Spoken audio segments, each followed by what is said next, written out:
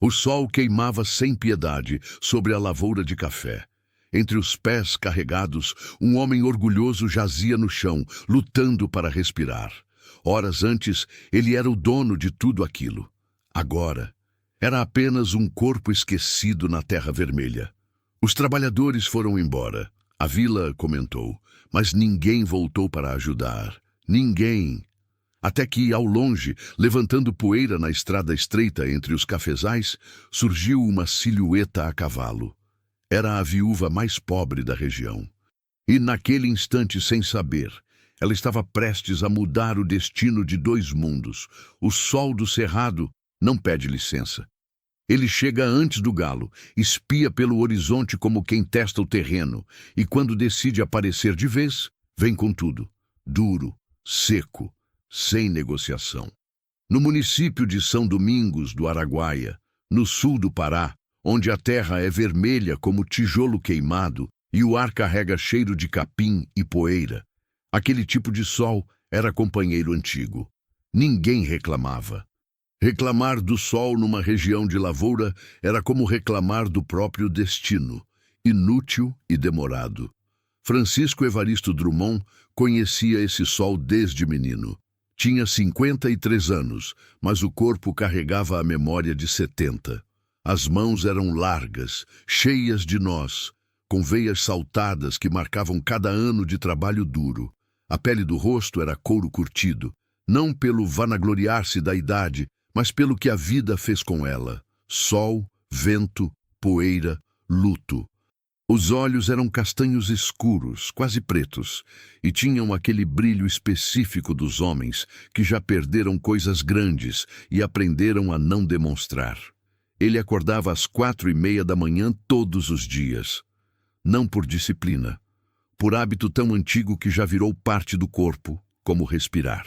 Calçava as botas ainda no escuro, bebia o café que ele mesmo fazia, forte, sem açúcar, num copo de alumínio amassado que tinha sobrevivido a mais de 20 anos de uso, e saía para olhar a fazenda antes de qualquer trabalhador aparecer. Era o momento que ele mais gostava, não pelo silêncio em si, mas pelo que o silêncio deixava pensar, ou pelo que impedia de pensar. Francisco nunca tinha certeza. A fazenda Drummond tinha 240 alqueires de terra produtiva. Café, principalmente. Aquele café de altitude que rendia grão encorpado, valorizado pelos compradores de Belém e às vezes negociado diretamente com atravessadores que vinham de Marabá. Havia também uma área de pastagem, umas 30 cabeças de gado, uma pequena criação de galinhas e um açude no fundo da propriedade onde, nos dias mais quentes, os trabalhadores almoçavam na sombra das mangueiras. Era uma fazenda boa. Todo mundo na região sabia disso. E todo mundo sabia que Francisco a tinha construído sozinho, na força do braço, sem herança e sem ajuda de ninguém que não tivesse sido paga. Esse era o ponto que ele mais fazia questão de deixar claro. Tudo que tem aqui saiu do meu suor. Era a frase que ele dizia quando bebia uma cachaça na venda do Geraldo, no centro da vila, nos raros sábados em que aparecia. Dizia isso não com orgulho performático, mas com uma convicção profunda, quase religiosa. Como se reconhecer a dívida com alguém fosse uma espécie de fraqueza que ele simplesmente não podia se dar ao luxo de ter. A morte da Teresa tinha reforçado esse jeito de ser. Dona Teresa Drummond tinha morrido 6 anos antes, de um câncer no pâncreas que foi rápido e brutal. Descoberto em agosto, levou em novembro. Francisco nunca falava dela, não por desamor. Pelo contrário, a dor era grande demais para caber em palavras, e ele desconfiava de qualquer homem que chorasse em público. O luto dele foi de porteira fechada, silencioso como uma ferida interna que não sangra para fora, mas que dói toda vez que você vira para o lado errado. Depois da Teresa, a fazenda virou refúgio e punição ao mesmo tempo. Ele trabalhava mais, exigia mais dos trabalhadores, dormia menos, comia por obrigação. A casa grande, que antes tinha o barulho dos dois, ela cantarolando na cozinha, ele respondendo com algum resmungo, ficou num silêncio que pesava mais do que o calor. Os trabalhadores temporários que vinham na época da colheita aprenderam rápido. Francisco Drummond não era homem de conversa fiada, não era homem de segunda chance e não era, sob hipótese nenhuma, homem de piedade. Se você chegasse atrasado, ouvia. Se fizesse o serviço torto, ouvia mais. Se reclamasse do sol, do peso das sacas ou do ritmo, ele te olhava com aqueles olhos escuros e dizia apenas: "Ninguém te trouxe aqui amarrado." E era o suficiente. Mas naquele ano de 2019, algo estava diferente. Francisco sentia, não nos pensamentos, mas no corpo, que é onde a verdade aparece primeiro. Havia uma fadiga que não passava com o sono. Uma dor surda nas costas que começara em março e nunca foi embora. Uma falta de fôlego que aparecia em subidas que antes ele subia sem perceber. Ele atribuía à idade, ao peso das sacas, ao excesso de trabalho. Atribuía a qualquer coisa que não precisasse de médico, porque médico significava fraqueza, e fraqueza era uma palavra que não existia no vocabulário de Francisco Evaristo Drummond. A colheita daquele ano estava pesada. Ele havia contratado 14 trabalhadores temporários, menos do que precisava, porque a safra anterior tinha sido ruim e o caixa estava apertado.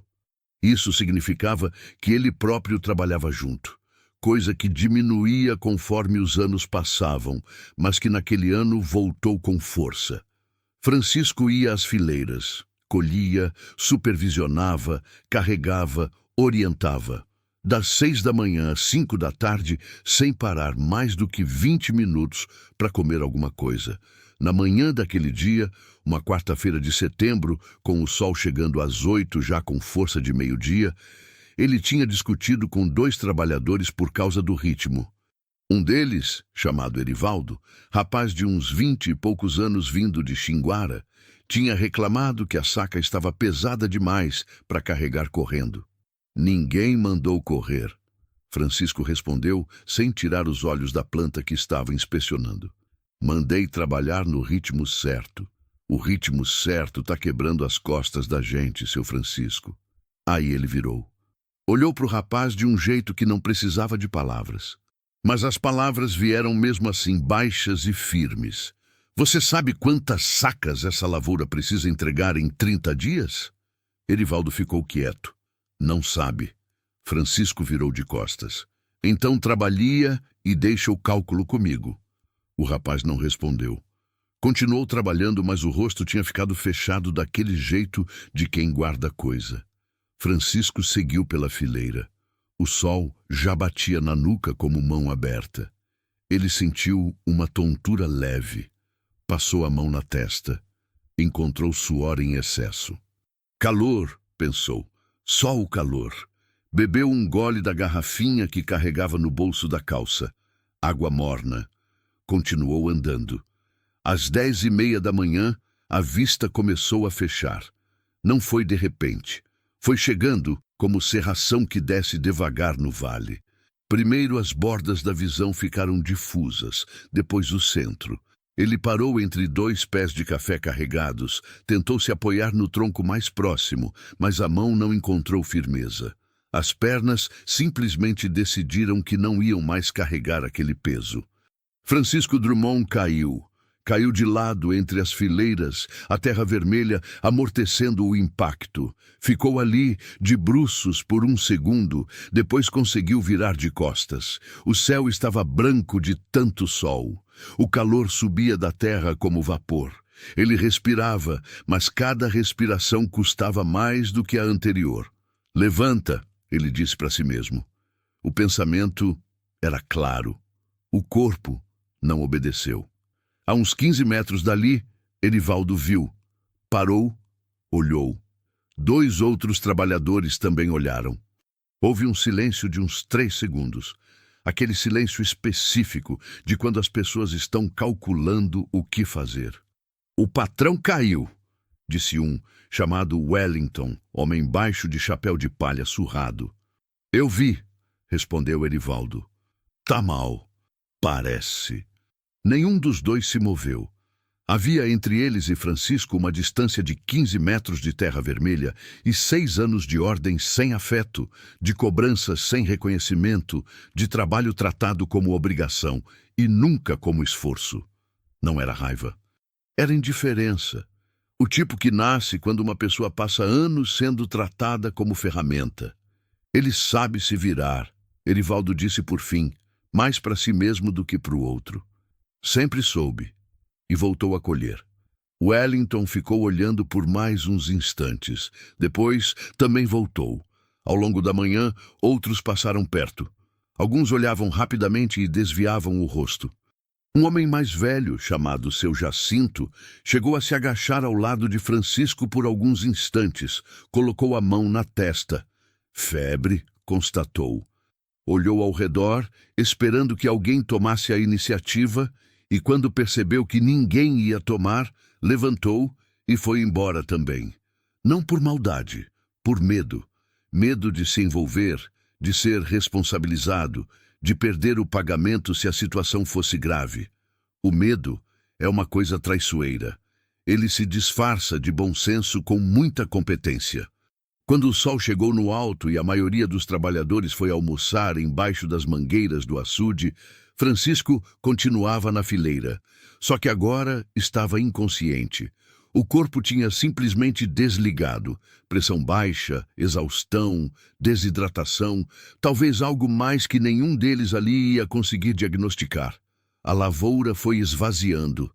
Aos poucos, os trabalhadores foram terminando o almoço e voltando, mas pelas fileiras do outro lado, mais longe. Ninguém voltou para checar. Por volta do 12:30, a fazenda Drummond estava quase em silêncio. O calor pesava como lona molhada. Só os pés de café ficaram, carregados, indiferentes, precisando de colheita. E Francisco Drummond, deitado entre eles, sozinho num pedaço de terra que ele havia construído com as próprias mãos. A notícia chegou na vila pelo caminho que as notícias sempre chegam no interior, de boca em boca, deformando conforme passa. Na venda do Geraldo, 3 homens comentaram. Dizem que o Francisco caiu na lavoura. Caiu como? Caiu mesmo. Tá lá ainda, pelo que falaram. E ninguém foi buscar. Silêncio. Cada um olhou para o copo. Ninguém respondeu. Na farmácia, a atendente falou para uma cliente que foi comprar dipirona. A cliente balançou a cabeça com aquela expressão de preocupação que não compromete ninguém a nada. Que pena, disse, e foi embora. Na mercearia, uma senhora mais velha disse que era castigo do destino, que Francisco tinha sido duro demais com muita gente e que a vida cobrava. Outros concordaram com o silêncio confortável de quem acha que concordar com uma crueldade pequena exime a própria consciência de uma crueldade maior. Ninguém saiu de casa. Em toda a vila, com suas 200 e poucas famílias, seus bares, sua igrejinha branca, seu posto de saúde que funcionava 3 vezes por semana, seus vizinhos que se conheciam pelo nome e pelo apelido, nenhuma pessoa colocou o pé na estrada para ir até a fazenda Drummond, exceto uma. Benedita Soares da Silva morava num casebre de barro e madeira a 300 metros do centro da vila, num beco sem nome que os moradores chamavam de Beco do Cruzeiro, porque tinha uma cruzinha de madeira na entrada que ninguém sabia dizer quem tinha colocado. A casa era pequena, 2 cômodos, uma cozinha de fogão a lenha, um banheiro improvisado nos fundos. O teto de telha brasilite deixava passar umidade no inverno. As paredes tinham uma ou outra rachadura calafetada com barro. Ela tinha 38 anos e era viúvo há 4.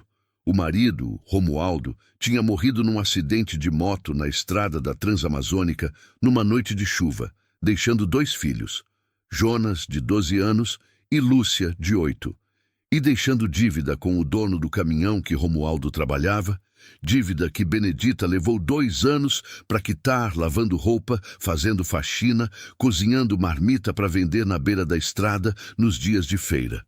Era conhecida na vila. Todo mundo conhecia Benedita.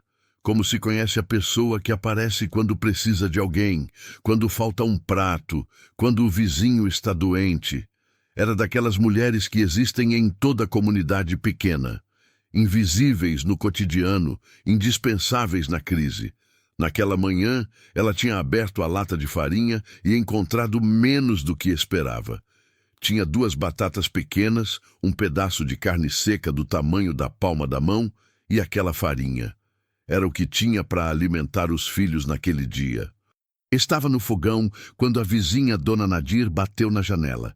Benedita, você ouviu sobre o Francisco da fazenda? Não. Ela mexia o tacho sem virar. Dizem que caiu na lavoura. Tá lá desde de manhã. Benedita parou de mexer. Caiu como? Caiu desmaiado. Febre, parece. E ninguém foi buscar. Ficou quieta por uns segundos. Olhou para o tacho. Olhou pela janela pequena que dava para o muro de adobe do vizinho. Meus filhos? Ela perguntou. Estão na escola até meio-dia. Benedita desligou o fogo. Dona Nadir franziu a testa. Você não vai se meter nisso, vai? Seus filhos vão chegar com fome. Vão chegar com fome de qualquer jeito, Benedita respondeu, secando as mãos no pano de prato. Mas se eu não for, pode ser que alguém morra. Pegou o chapéu de palha que ficava atrás da porta, calçou as sandálias de couro e saiu.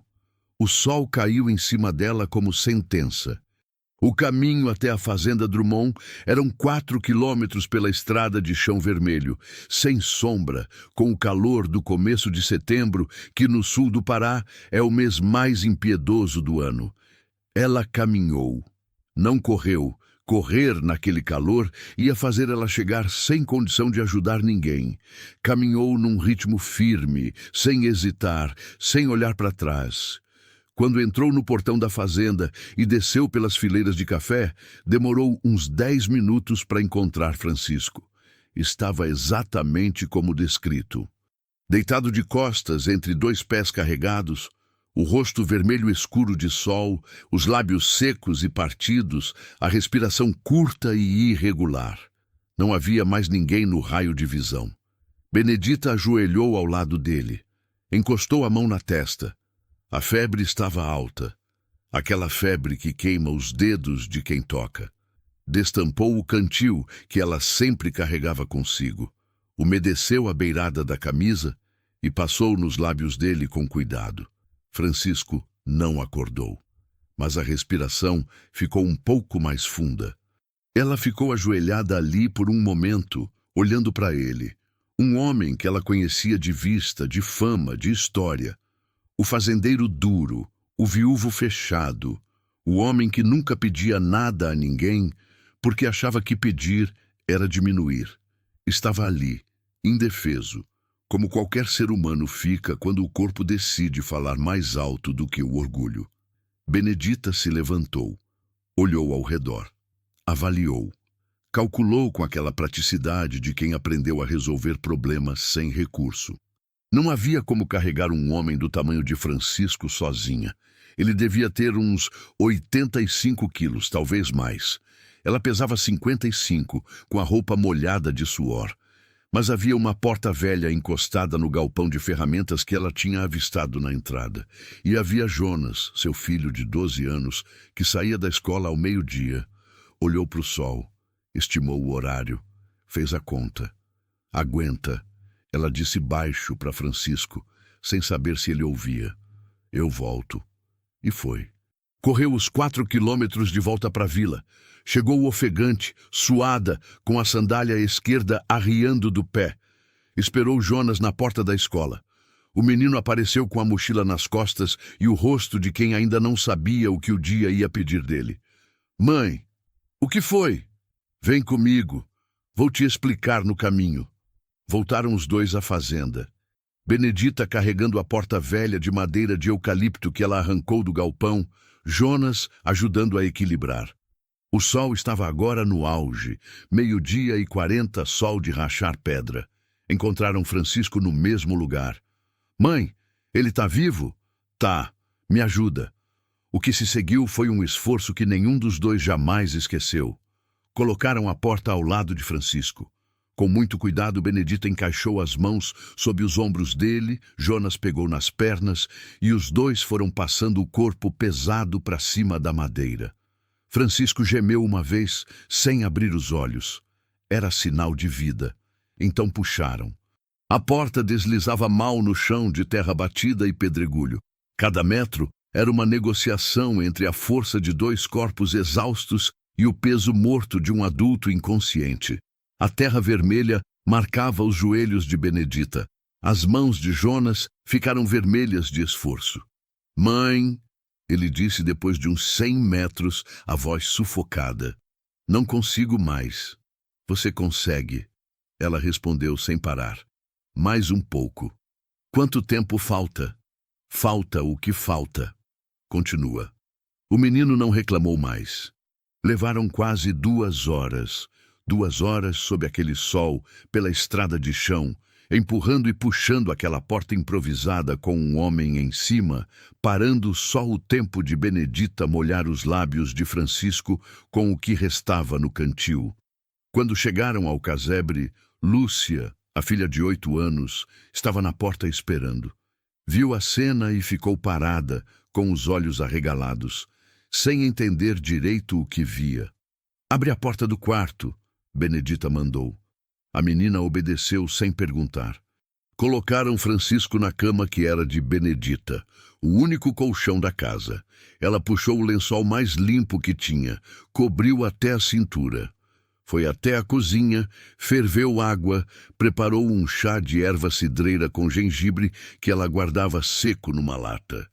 Voltou com um pano úmido, colocou na testa dele. Francisco Drummond estava vivo.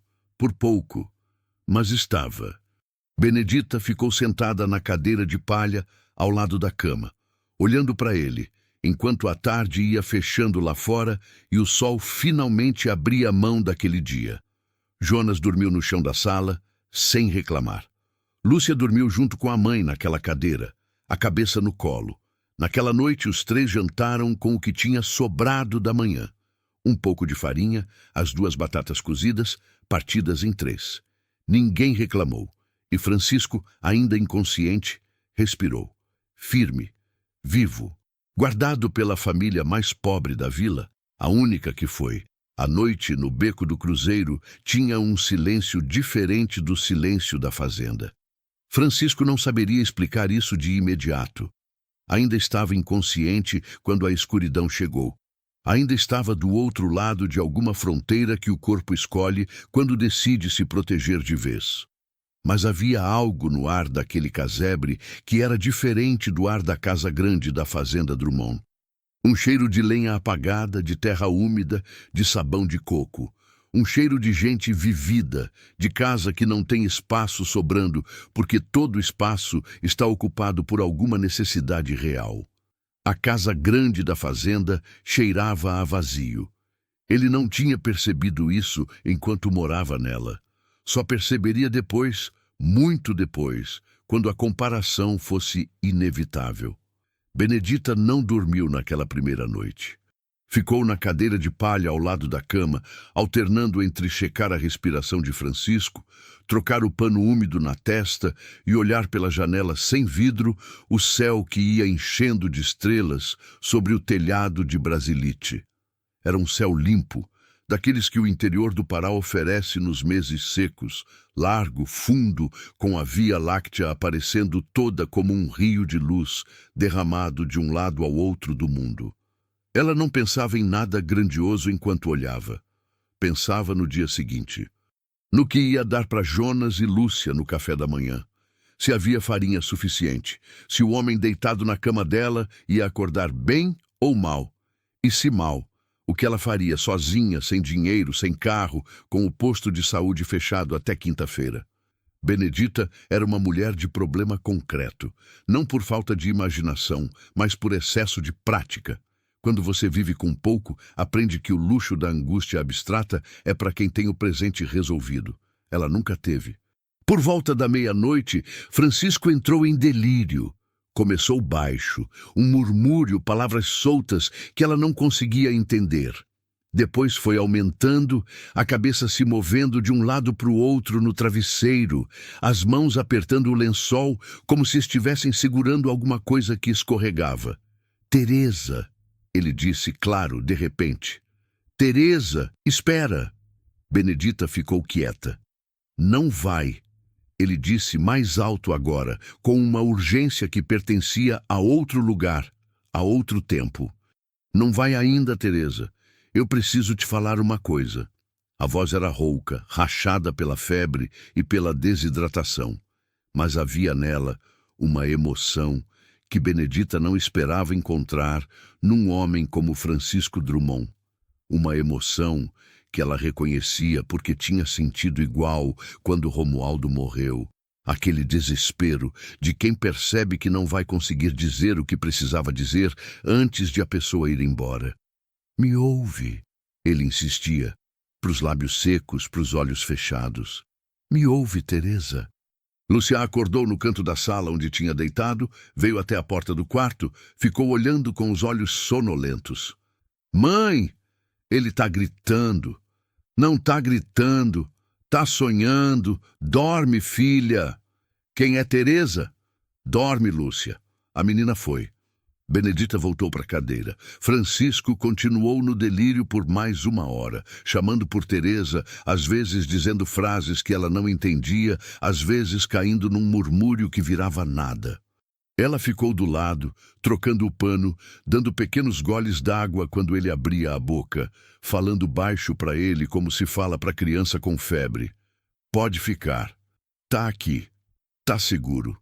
Não porque achasse que ele ouvia, mas porque silêncio absoluto do lado de alguém com febre alta parece abandono, e abandono era a última coisa que ela queria que aquele homem sentisse naquela noite. Ela sabia o que era ser deixado para trás. A febre durou 2 dias inteiros. No primeiro dia, ele não acordou de verdade. Abria os olhos às vezes, olhos desorientados que varreiam o teto sem encontrar referência. Murmurava alguma coisa. Fechava de novo. Benedita administrava o chá de hora em hora, forçava pequenos goles de caldo de galinha que ela fez com o último pedaço de frango que tinha guardado no sal. O caldo era simples, quase sem tempero além de alho e sal grosso. Mas era quente e era real. Jonas ajudou sem ser pedido. O menino de 12 anos acordou cedo nos 2 dias, foi buscar água no poço comunitário, 3 viagens de lata na cabeça, como ele aprendera com a mãe. Varreu o quintal, cuidou de Lúcia quando ela ficou enjoada do cheiro de remédio que Benedita tinha passado no peito de Francisco como inalante caseiro.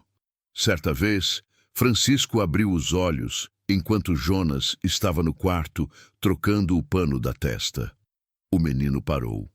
Os dois se olharam, o homem com febre e o garoto de 12 anos que nunca tinha estado tão perto de um homem daquele porte, daquela fama. Francisco fechou os olhos sem dizer nada. Jonas foi contar para a mãe. Ele abriu os olhos. Que expressão ele tinha? Jonas pensou. Confuso, igual a um cachorro que levou susto. Benedita quase sorriu. A vila, enquanto isso, continuava falando. Numa comunidade pequena, o silêncio nunca é de verdade. Há sempre quem saiba de tudo, quem interprete o que sabe e quem distribua a interpretação livremente, como se fosse serviço público. Dona Nadir, a vizinha, foi a primeira a espalhar que Francisco Drummond estava no casebre de Benedita. A notícia percorreu o beco, chegou na venda do Geraldo, subiu até a mercearia e desceu de volta transformada. Versão número 1. Benedita tinha levado o fazendeiro para casa para herdar a fazenda. Versão número 2. Francisco tinha acordado e já estava mandando em tudo dentro do casebre de Benedita. Versão número 3, a mais cruel, contada pelas línguas mais afiadas da vila, era que Benedita estava inventando tudo para conseguir dinheiro do homem quando ele saísse. Nenhuma dessas versões tinha qualquer fundamento, mas fundamento nunca foi requisito obrigatório para rumor de interior. O que ninguém comentava, porque não havia narrativa conveniente nisso, era que enquanto a vila toda ficou parada, uma mulher de 38 anos caminhou 8 quilômetros sob o sol de setembro, arrastou um homem de 80 e tantos quilos por 4 quilômetros de estrada de chão, usou sua única cama, seu último pedaço de frango e suas últimas ervas para manter um homem que ela mal conhecia com vida. Essa parte ninguém transformou em versão. Essa parte ficou calada. Na tarde do segundo dia, Francisco abriu os olhos e encontrou o teto de um lugar que não era o seu. Ficou olhando para ele por um tempo. O teto era de madeira escura, com uma mancha de infiltração no canto. Havia uma rachadura no reboco da parede que alguém tinha tentado corrigir com barro novo, mas o barro tinha secado de cor diferente e ficara evidente. Uma janela sem vidro deixava entrar o fim da tarde. Aquela luz laranja avermelhada que o interior do Pará tem antes do sol ir embora. Tentou se sentar. O corpo reclamou inteiro. Não. A voz veio da porta. Ainda não. Ele virou devagar. Benedita estava na soleira, com um pano nas mãos, olhando para ele com aquela expressão direta e sem cerimônia que ela tinha. Não era rispidez. Era apenas a cara de quem não desperdiga energia com rodeio. Onde eu estou? A própria voz soou estranha.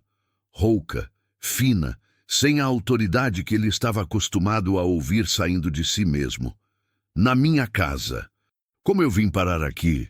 A pé, na prática. Ela entrou no quarto, colocou o pano dobrado na beira da cama. Meu filho me ajudou a te trazer numa porta velha. Você pesava mais do que esperava. Francisco ficou olhando para ela. Tentou organizar as últimas memórias disponíveis. A lavoura, o sol, a tontura. A terra vermelha vindo de encontro ao rosto. Depois, nada. Faz quanto tempo? 2 dias. 2 dias. Ele repetiu como quem está testando se a língua ainda funciona. Meus trabalhadores. Nenhum deles foi atrás de você. Ela disse isso sem acusação, sem dramatismo. Disse como fato. Segundo o que me contaram na vila, viram você cair e continuaram trabalhando. O silêncio que veio depois tinha textura própria. Francisco era um homem que raramente ficava sem reação. Tinha resposta para quase tudo. Às vezes a resposta era errada, mas era rápida. Agora ficou quieto, olhando para o teto de madeira escura, processando o que aquela frase significava em toda a sua extensão. Homens que ele pagava, homens que comiam na sombra das suas mangueiras, homens que trabalhavam na terra que ele construiu com o próprio suor. Viram e continuaram trabalhando. E você? Ele disse por fim, devagar. Você me conhece. De vista, todo mundo te conhece aqui. E foi mesmo assim? Buscou uma porta velha que eu usava como mesa. Já estava servindo pouco de qualquer jeito. Sua cama é a única. Onde você dormiu? Na cadeira. Ela disse isso com a mesma naturalidade que diria, dormi bem. Não me olhe assim. Eu durmo em lugar pior quando preciso. Francisco ficou olhando para ela por um momento que ela não interpretou, porque estava acostumada a não ficar esperando que os outros definissem o significado das coisas. Por que fez isso? Ele perguntou. Benedita deu de ombros, o menor encolher de ombros que existia. Porque você precisava. Isso não é resposta suficiente. Para mim é. Ela pegou o pano, foi até a janela, sacudiu lá fora. Você quer caldo ou prefere tentar comer alguma coisa mais sólida? Tenho mandioca cozida. Ele ficou olhando para ela. Havia algo naquela mulher que ele não conseguia classificar com as categorias que usava para classificar pessoas. E Francisco Drummond gostava de classificar pessoas.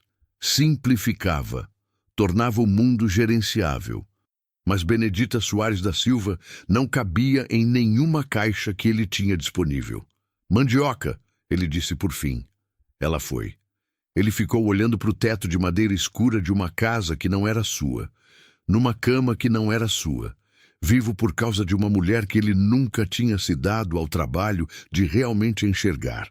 Lúcia foi a primeira a quebrar o gelo.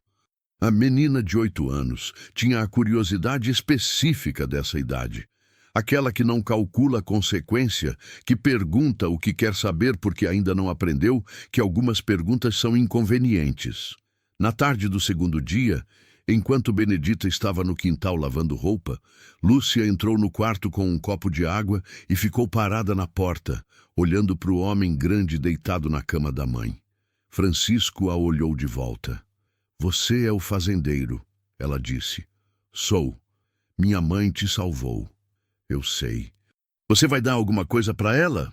"Lúcia!" A voz de Benedita veio lá do quintal. Ela tinha ouvido pela janela aberta. "Vem cá."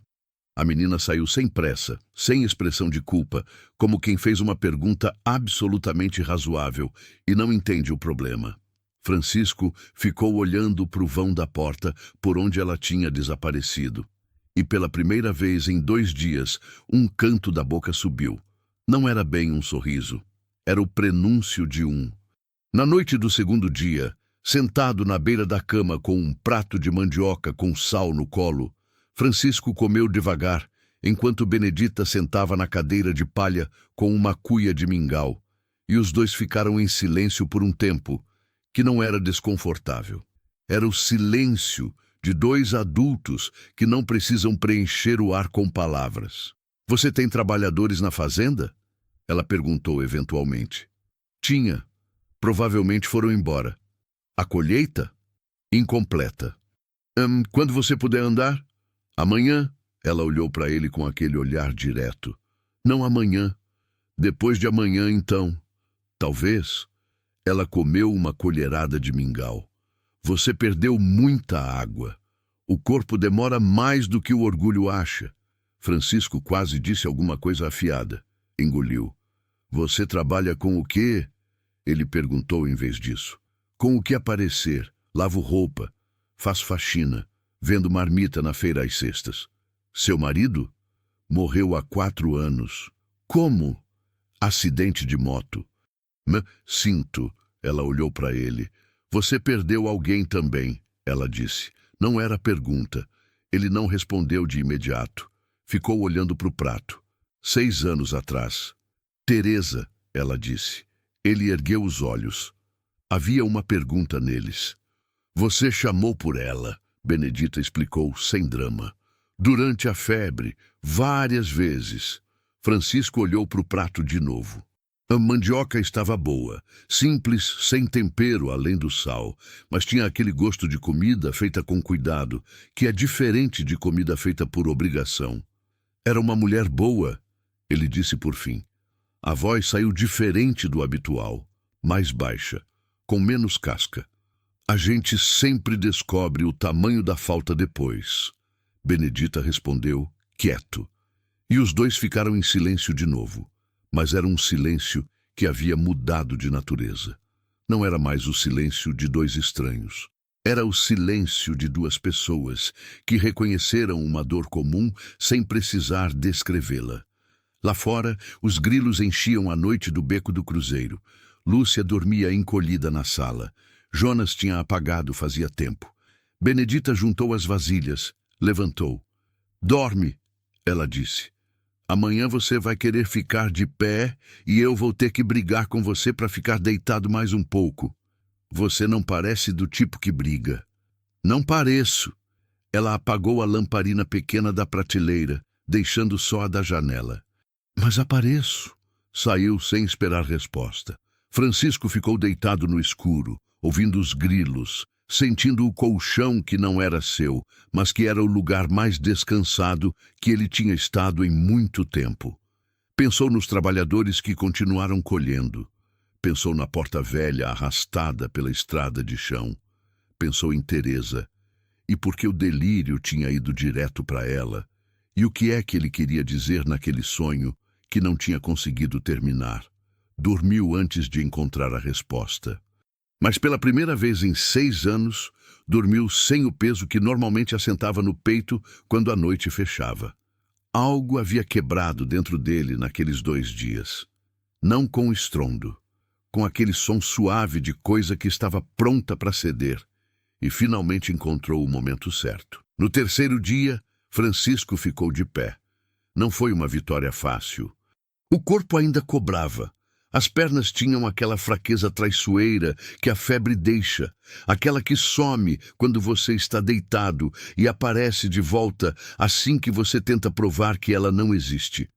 Ele se sentou na beira da cama, esperou o quarto parar de girar levemente, colocou os 2 pés no chão de cimento frio e ficou assim por um momento. As mãos nas coxas, a cabeça baixa, respirando com cuidado, como o homem que aprendeu, nas últimas horas, que o corpo não é servo incondicional. Benedita apareceu na porta antes que ele tentasse se levantar. Não disse nada. Só ficou olhando. "Vou ficar de pé", ele avisou. "Eu sei." Ela entrou, encostou a cadeira de palha ao lado da cama sem fazer alarde. "Mas vai fazer isso devagar ou vai cair de novo. E dessa vez eu não tenho outra porta velha." Ele quase sorriu. Quase. Levantou devagar, uma mão na cadeira, outra no joelho. As pernas aguentaram. Mal, mas aguentaram. Ficou parado por uns 3 segundos, testando o equilíbrio, sentindo o sangue redistribuir. Depois deu um passo, depois outro. Caminhou até a janela. Do lado de fora havia um quintal pequeno. Terra batida, um pé de limão torto no canto, um varal com roupas estendidas, um galinheiro improvisado com tela e madeira. Além do muro baixo de adobe, o beco. Casas simples, uma ao lado da outra, com aquela intimidade involuntária de quem mora perto demais do vizinho e aprende a fingir que não ouve. Era um mundo muito diferente do que ele acordava vendo todos os dias. Da janela da casa grande da fazenda, Francisco via os pastos, o açude, as fileiras de café descendo o morro, o portão de ferro que ele mesmo havia mandado fazer num ferreiro de Marabá. Via a extensão, via a propriedade, via o resultado concreto de décadas de trabalho. Daquela janela, ele via um pé de limão torto e roupas no varal. E havia algo naquilo que ele não conseguia nomear. Não era pena, não era estranheza. Era algo que chegava mais perto do reconhecimento, como se aquele quintal pequeno fosse mais honesto que tudo que ele tinha construído, porque não escondia o que era. "Seu café", Benedita disse, atrás dele. Ele virou. Ela estava com um copo de alumínio, não diferente do que ele usava na fazenda, e uma fatia de broa de milho num pedaço de papel. "Café com broa. É o que tem." Ela colocou na beira da janela, sem cerimônia. "Se quiser mais tarde, tem mandioca ainda." "Tá bom assim." Ela foi sair. Ele falou antes que ela saísse. "Benedita", ela parou. "Quanto você gastou? Com remédio, com comida?" "Não gastei quase nada." A resposta foi rápida, sem falsa modéstia. Era a verdade. Ela não tinha quase nada para gastar. "As ervas eu tenho em casa. A comida era o que ia comer de qualquer jeito, só dividi diferente. Mesmo assim, eu quero repor." Ela ficou um momento olhando para ele, com aquele olhar direto que ele já estava começando a conhecer. O olhar de quem avalia antes de responder.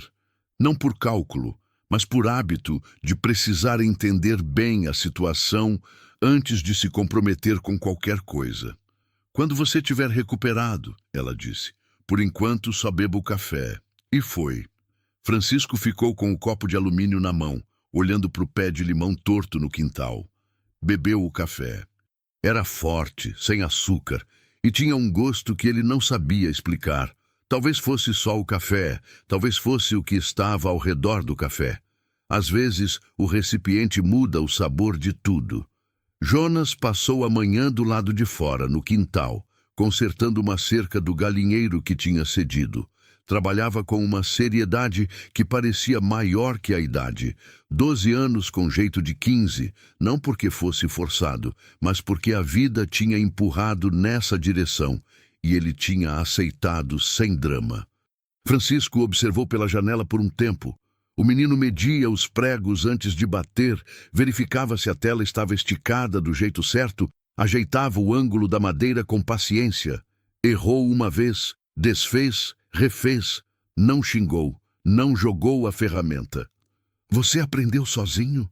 Francisco perguntou da janela. Jonas ergueu os olhos.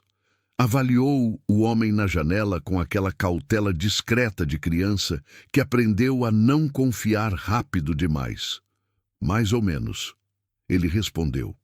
Minha mãe me ensinou o básico. O resto eu fui vendo. Seu pai não ensinou. Meu pai morreu quando eu tinha 8 anos. Francisco assentiu. Não acrescentou nada. Tinha aprendido que existem situações onde o silêncio é mais respeitoso que qualquer palavra de consolo fabricada. Jonas voltou ao trabalho. Depois de um momento, o senhor tem filho? Não. Por quê? Francisco ficou olhando para o menino. Era o tipo de pergunta que adulto não faz. Não por falta de curiosidade, mas porque aprende que certas perguntas custam alguma coisa de quem responde. Criança ainda não aprendeu esse custo. Pergunta por que quer saber. Não deu, Francisco disse. Simples assim. Jonas assentiu como se aquilo fosse resposta completa e voltou à cerca. Francisco ficou olhando para ele mais um tempo. Havia algo perturbador naquela cena. Não de forma ruim, mas da forma que as coisas perturbam quando obrigam a reconhecer algo que você evitou reconhecer por tempo demais. Um menino de 12 anos consertando cerca com paciência de adulto porque o pai não estava mais lá para ensinar. Uma mãe que trabalhava com o que aparecesse para manter 2 filhos com o estômago cheio. E ele, Francisco Evaristo Drummond, com 240 alqueires de terra e a casa mais silenciosa da região. Voltou para a cama sem ter sido mandado. No final da tarde, Lúcia apareceu no quarto com um desenho. Era uma folha de caderno dobrada ao meio. Dentro, havia uma figura desenhada a lápis. Um homem deitado numa cama, com uma mulher sentada ao lado. Embaixo, com a letra redonda e irregular de 8 anos, estava escrito: O fazendeiro e minha mãe. Francisco olhou para o desenho por um momento. É eu? Ele perguntou. É. Lúcia apontou para o homem deitado. Você está com febre aqui. Apontou para a mulher. E essa é minha mãe te cuidando. Eu tô maior que ela no desenho, porque você é mais gordo. Ele olhou para a menina. A menina olhou de volta com aquela seriedade de quem acabou de fazer uma observação objetiva e não entende por que o adulto está com aquela cara. Posso ficar com o desenho? Ele perguntou. Lúcia piscou. Claramente não tinha esperado isso. Pode, ela disse depois de um segundo. Mas é o único que tenho desse. Eu sei. Posso mesmo assim? Ela deu de ombros. O mesmo gesto da mãe, Francisco notou. A mesma economia de movimento. Pode. Saiu trotando. Francisco dobrou o desenho com cuidado e colocou no bolso da camisa. Na noite do 3º dia, sentados na varanda pequena, 2 tijolos sem acabamento servindo de degrau, o céu do interior abrindo largo lá em cima, Francisco e Benedita ficaram em silêncio por um tempo que havia deixado de ser incômodo desde o primeiro dia. Era um silêncio de trabalho feito, de fim de tarde honesto. Sua fazenda, Benedita disse eventualmente. Como está a situação? Ele levou um momento para responder. Trabalhadores foram embora, provavelmente. Parte da colheita parada. Tenho um contrato com o comprador de Belém que vence em 30 dias. Se não entregar o mínimo combinado, perco o acordo. Fez uma pausa. E o acordo é o que financia a próxima safra. Ela ficou quieta, ouvindo. Se perder esse contrato, ele continuou, vou ter que vender parte da terra para cobrir o custo fixo. E se vender terra agora, no estado em que está o mercado, vendo barato. Outra pausa. Alguns já estão esperando isso. Já me ofereceram compra. Quem? Rodrigo Campelo. Tem fazenda do outro lado do rio. Faz 2 anos que ele quer comprar minha área de baixada. E você vai vender? A pergunta saiu direta, sem rodeio. Benedita não tinha o hábito de perguntar o que não queria saber. Francisco olhou para o céu por um momento. Não vou, ele disse. Não com raiva, com convicção quieta. Essa terra foi construída do zero. Não vou entregar por causa de um mês ruim. Então precisa de trabalhadores. Precisa. Quanto tempo você tem antes de poder trabalhar de verdade? Uma semana, no máximo. Ela virou para ele com aquele olhar que calculava. Eu conheço 3 homens da vila que precisam de trabalho. São bons. Trabalharam na roça a vida toda. Só não foram para sua fazenda antes porque eu não sou fácil de trabalhar, ele disse, sem desviar o olhar. Benedita não confirmou nem negou. Era o tipo de coisa que não precisava de confirmação. Se você mudar um pouco a forma de tratar, ela disse com cuidado, escolhendo as palavras sem tirar a verdade delas. Acho que eles vão. Francisco ficou olhando para o beco por um momento. Uma criança corria lá no fundo, chamada por uma voz de dentro de casa. Um cachorro late uma vez e para. Você é direta, ele disse. Não tenho tempo para ser outra coisa. Eu sei. Ele olhou para ela. Foi o que me salvou. Benedita não respondeu, mas havia qualquer coisa no rosto dela. Não bem um sorriso, mas o terreno onde um sorriso poderia pousar se ela deixasse. Ficaram mais um tempo em silêncio, os dois olhando o beco escurecer sob o céu cheio de estrelas. Então, Francisco fez uma coisa que não fazia havia muito tempo. Perguntou sobre a outra pessoa. Seu marido, ele disse. Romualdo. Como ele era? Benedita virou levemente para ele. A pergunta claramente a surpreendeu. Não pela pergunta em si, mas por vir daquele homem. Alegre, ela disse depois de um momento. Era o tipo de homem que fazia qualquer lugar parecer menos pesado. Uma pausa. Não era o mais organizado do mundo. Não planejava bem. Mas chegava em casa, e aquilo ali era a melhor parte do dia. Você sente falta? Todo dia. Ela disse isso sem dramatismo, como quem constata o clima. Mas a falta foi ficando diferente com o tempo. No começo dói de um jeito que você acha que não passa. Depois vai passando. Não vai embora. Só muda de forma. Fica sendo saudade em vez de dor. Fez uma pausa. Você ainda não chegou nessa parte? Francisco olhou para o céu. Não sei, ele disse. Você chega? Ela disse isso com uma certeza tranquila, que não era promessa vazia. Era a certeza de quem já esteve do outro lado e estava olhando de lá. Demora, mas chega. O silêncio que veio depois era diferente de todos os outros silêncios daqueles 3 dias. Era um silêncio que reconhecia alguma coisa. No 4º dia, Francisco acordou antes dela. Ficou deitado por um momento, ouvindo a casa. Lúcia roncava levemente na sala. Lá fora, o galo do vizinho cantava. O cheiro de terra úmida entrava pela janela. Tinha garoado de madrugada, aquela garoa fina que o interior às vezes manda antes do amanhecer como recado de que não esqueceu de existir. Levantou com mais firmeza que no dia anterior. Foi até a cozinha. Achou o café moído numa lata na prateleira, o fogareiro, o filtro de pano pendurado num arame. Fez o café. Quando Benedita apareceu na cozinha 20 minutos depois, ainda com o cabelo meio armado e os olhos do sono, tinha um copo esperando por ela na beira do fogão. Ela parou, olhou para o copo, olhou para ele.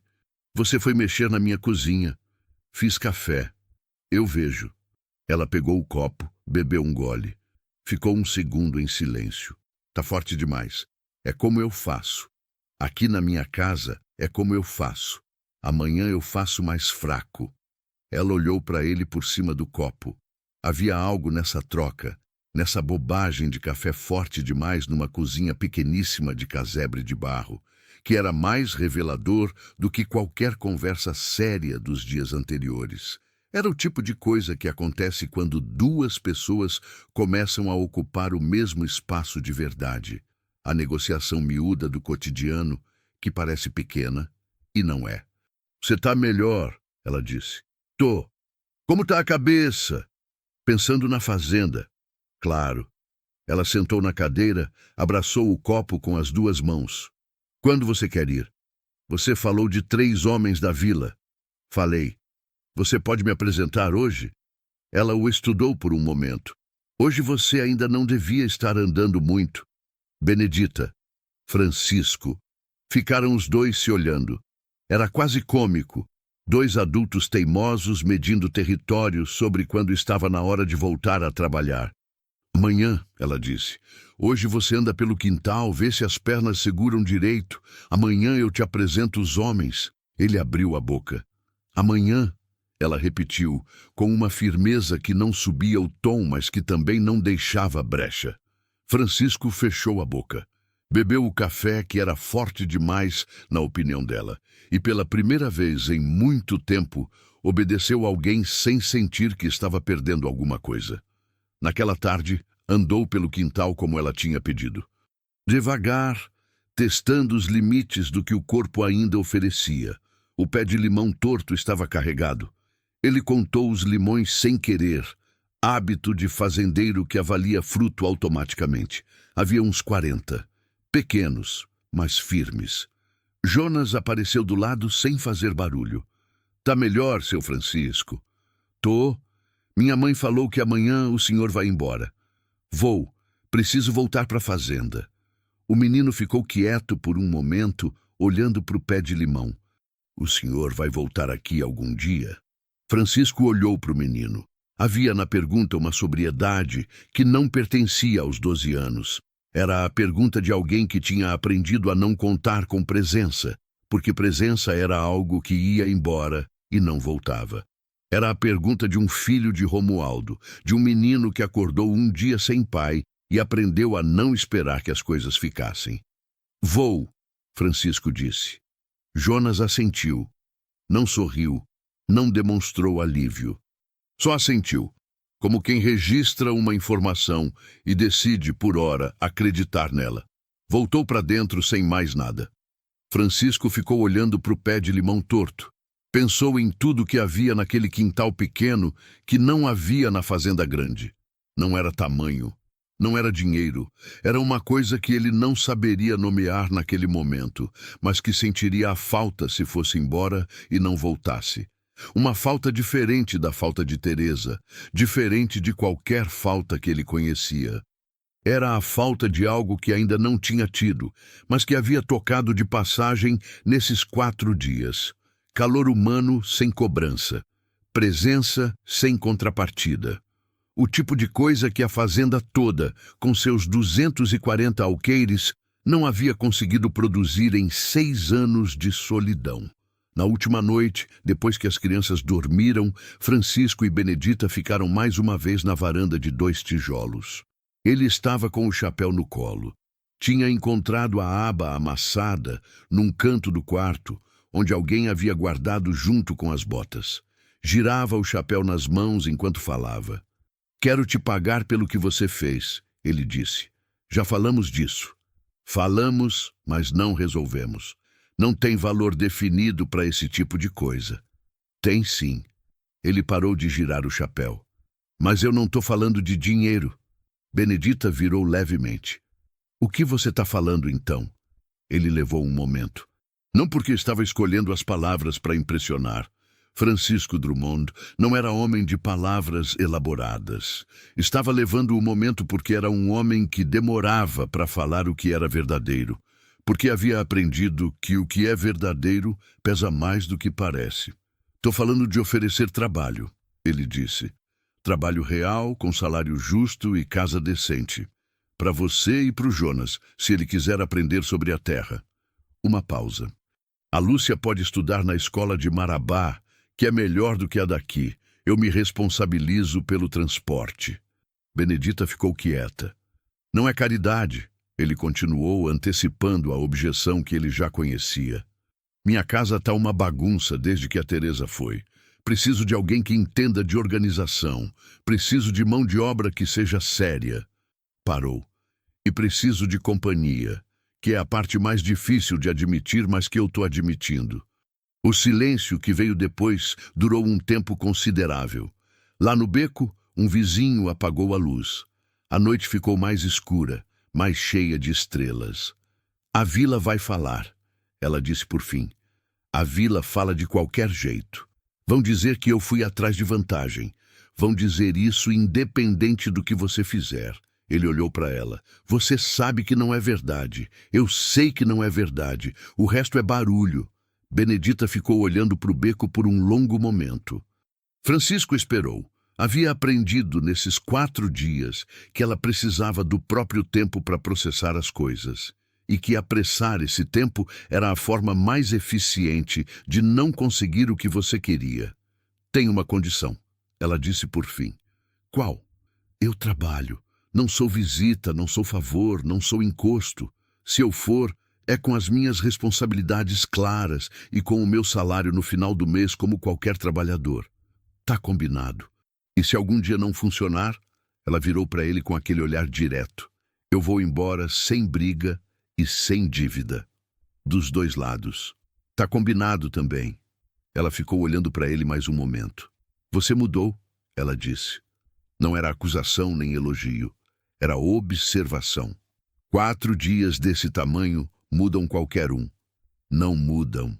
Ela sacudiu levemente a cabeça. 4 dias revelam.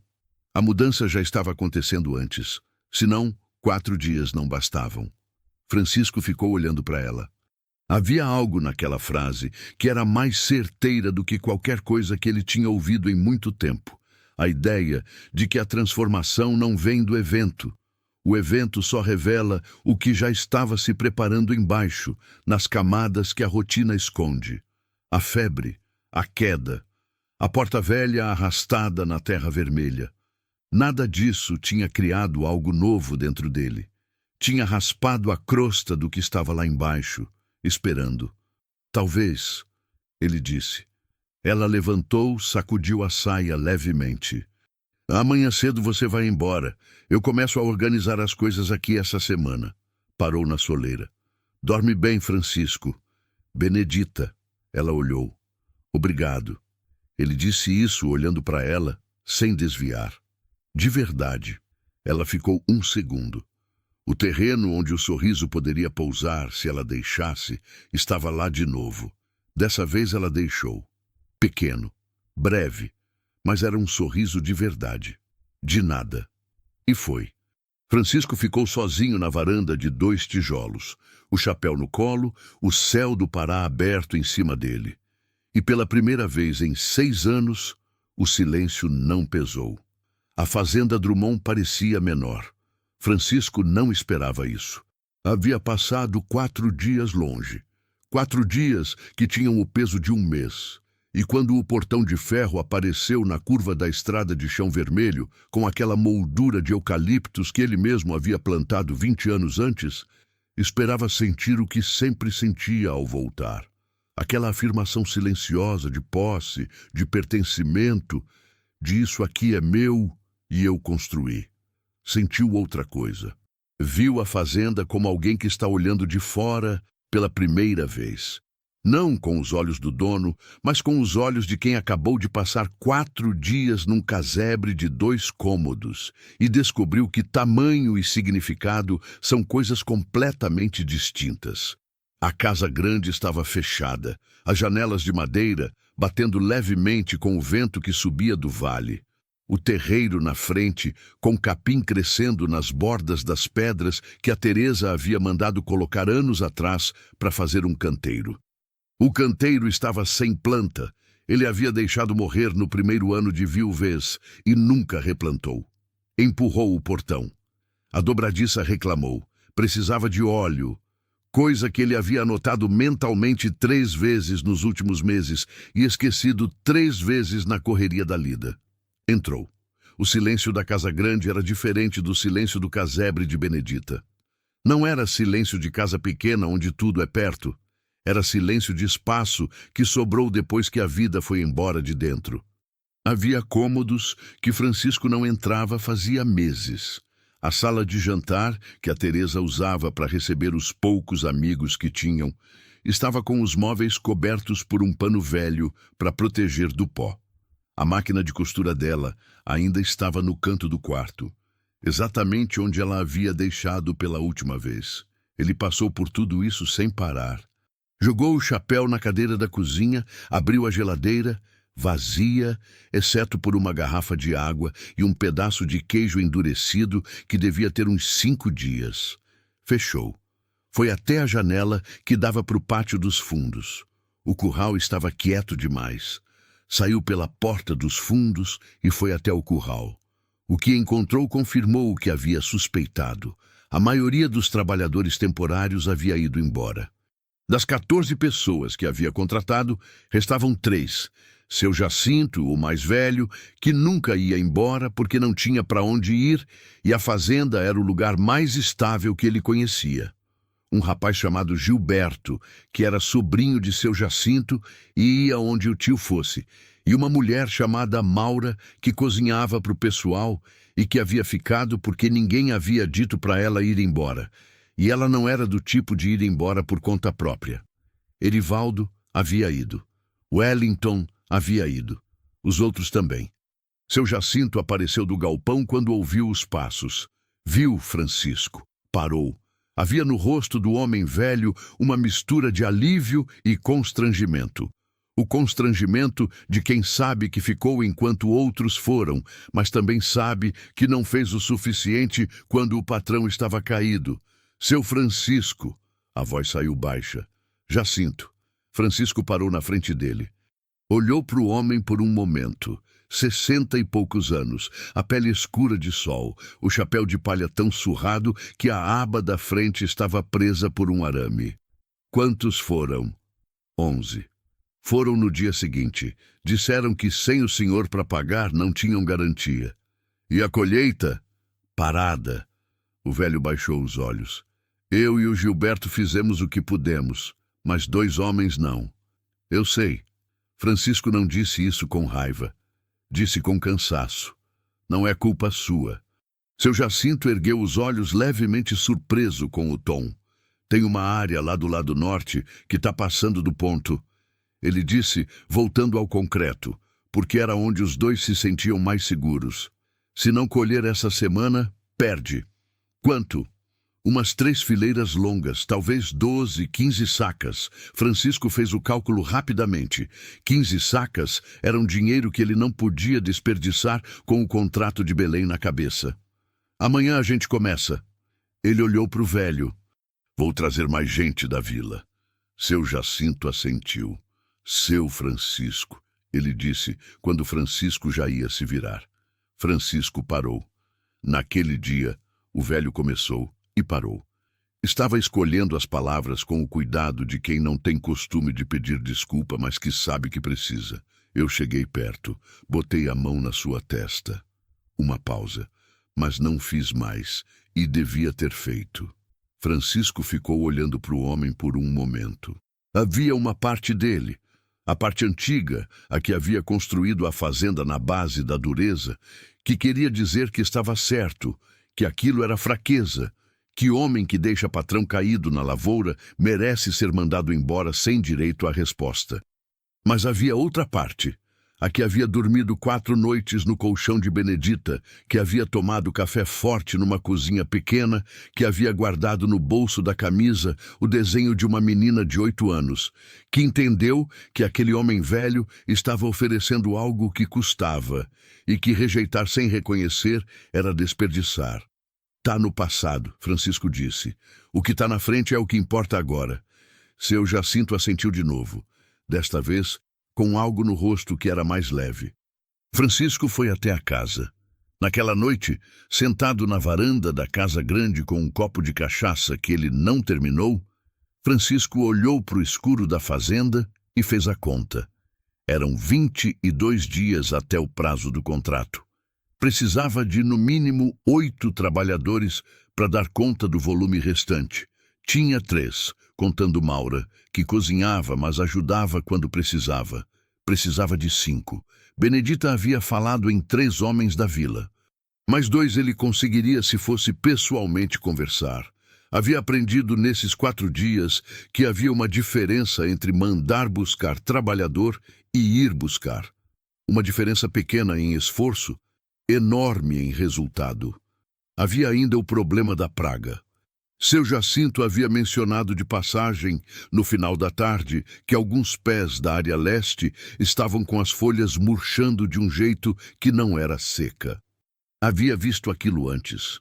Uma ferrugem que atacava o café quando a umidade e o calor combinavam de forma errada. Se fosse o que ele pensava, precisava de produto específico e precisava rápido, antes de se alastrar pelas fileiras saudáveis. Dinheiro que não estava previsto. Francisco girou o copo na mão. A cachaça balançou, mas não transbordou. Havia algo que ele havia percebido na varanda de 2 tijolos do casebre que precisava trazer para dentro dessa equação. Não um sentimento vago, mas uma observação prática. Benedita havia dito que ia, mas ia levar alguns dias para organizar. Esses dias eram dias que a fazenda precisava de alguém com cabeça boa, organizando a casa e a logística enquanto ele estava na lavoura. Maura cozinhava, mas não organizava. Era uma distinção importante. Olhou para o canteiro vazio, onde a Teresa havia querido plantar manjericão. "Vou botar planta aí", ele disse, em voz alta, para ninguém. O silêncio da fazenda não respondeu, mas dessa vez ele não esperava que respondesse. No dia seguinte, acordou às 4h30 como sempre, mas com uma diferença. Saiu cedo para a vila antes de ir para a lavoura. Passou na casa dos 3 homens que Benedita havia mencionado. Ela havia dado os nomes antes de ele partir: Dão, Neném e Parafuso, que era apelido de um homem chamado Edivaldo, que tinha o jeito de apertar tudo que tocava até ficar firme, segundo ela, o que o tornava útil e às vezes irritante em doses iguais. Francisco foi de porta em porta. Não mandou recado. Foi pessoalmente. Em cada casa, explicou a situação. O prazo, o volume de colheita, o salário que ia pagar, que era justo e ia ser pago no dia combinado sem falta. Em cada casa, os homens olharam para ele com aquela avaliação discreta de quem ouviu histórias sobre Francisco Drummond e estava tentando conciliar a reputação com o homem na porta. Dão foi o primeiro a dizer que ia. Neném pediu um dia para resolver uma coisa e confirmou que ia no dia seguinte. Parafuso. Edivaldo, de 51 anos, com as mãos maiores que Francisco havia visto em qualquer trabalhador, ficou olhando para ele na soleira da porta por um tempo que foi ficando desconfortável. "Ouvi dizer que o senhor é difícil de trabalhar", ele disse, sem rodeio. "Já fui mais", Francisco respondeu, também sem rodeio. Edivaldo ficou mais um momento olhando. "Benedita falou que o senhor tinha mudado alguma coisa. Benedita conhece a situação melhor que ninguém. Isso é verdade." Ele bateu a mão na moldura da porta, decisão tomada. "Vou segunda-feira." "Segunda-feira tá bom." Voltou para a fazenda com 5 trabalhadores confirmados, mais os 3 que já estavam. Eram 8. Eram suficientes. Por pouco, mas suficientes. A semana que se seguiu foi a mais intensa que Francisco havia tido em anos. Não pela quantidade de trabalho em si. A fazenda sempre havia exigido muito. Era a qualidade diferente do esforço. Havia algo no modo como ele estava trabalhando que havia mudado de forma sutil, mas perceptível. Não para ele, que era difícil de se observar de fora, mas para seu Jacinto, que o conhecia há tempo suficiente para notar. A diferença estava nas pausas. Francisco Drummond não parava. Era uma característica tão definidora quanto o chapéu ou as botas. O homem não parava. Almoçava andando, pensava trabalhando, descansava apenas quando o corpo obrigava. Naquela semana, ele parou. Parou quando Dão chegou na segunda com o filho mais novo do lado. Um menino de uns 4 anos que a mulher havia mandado junto porque estava doente e Dão não queria deixar em casa sozinho. O menino ficou sentado na sombra do galpão o dia todo, quieto, com um carrinho de plástico vermelho. No intervalo do almoço, Francisco sentou do lado dele por uns 10 minutos sem motivo específico, só sentou. Parou, quando seu Jacinto começou a contar uma história sobre um temporal de 1987 que havia derrubado metade da lavoura de um vizinho antigo, e em vez de sair andando como de costume, porque história de velho era coisa que ele sempre havia tratado como obstáculo de produtividade, ficou ouvindo até o final. Parou quando encontrou nas fileiras do setor norte um ninho de bem-te-vi construído dentro de um pé de café, com 3 ovos azul claros dentro. Ficou olhando por mais tempo do que qualquer utilidade prática justificaria. Essas pausas não saíam da sua cabeça com a facilidade de antes. Ficavam. Na quarta-feira, a praga confirmou o que seu Jacinto havia suspeitado. Francisco foi até o setor leste no início da manhã e encontrou o que temia: as folhas de uma fileira inteira com aquela cor amarelo enferrujada que era sinal inequívoco de ferrugem do café. Agachou, examinou de perto, passou o dedo na folha. O pó alaranjado veio no dedo. Ferrugem, sem dúvida. Ficou de pé, olhando a extensão do problema. A fileira afetada era longa, uns 80 metros. As adjacentes ainda estavam com aparência saudável, mas ferrugem se espalhava rápido em condição de umidade e havia garoado nos últimos 2 dias. Ia precisar de fungicida e ia precisar rápido. Foi até a remessa na cidade naquela tarde. O produto custou mais do que ele queria gastar. A safra anterior havia sido ruim, o caixa estava apertado e aquela despesa não estava no planejamento. Mas não havia alternativa. Deixar a ferrugem se alastrar custaria mais do que o fungicida. Voltou, passou o produto ele mesmo nas fileiras afetadas, pediu a Edivaldo que ajudasse nas adjacentes como prevenção. Vai pegar as outras? Edivaldo perguntou, pulverizando com aquela precisão que o apelido descrevia. Não se agir agora. E se pegar mesmo assim? Aí a gente resolve quando chegar. Edivaldo assentiu. Era a resposta certa. Não a que fingia que tudo estaria bem, mas a que reconhecia a incerteza e a tratava como parte do trabalho. Francisco havia dito aquilo e reconhecido que era diferente da resposta que teria dado 3 semanas antes. 3 semanas antes, teria dito não vai pegar com uma convicção que era mais orgulho do que verdade. Benedita chegou na sexta-feira. Apareceu na entrada da fazenda às 8 da manhã com Jonas do lado e Lúcia segurando uma caixa de papelão com as 2 mãos, concentrada na tarefa como se carregar aquela caixa fosse a coisa mais importante do mundo.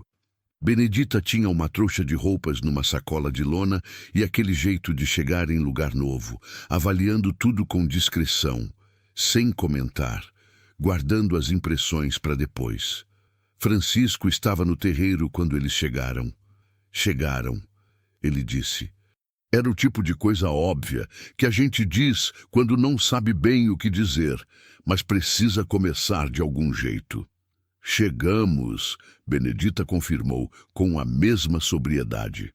Lúcia abaixou a caixa com cuidado e olhou para a casa grande com aquela avaliação aberta de criança que ainda não aprendeu a disfarçar o que pensa.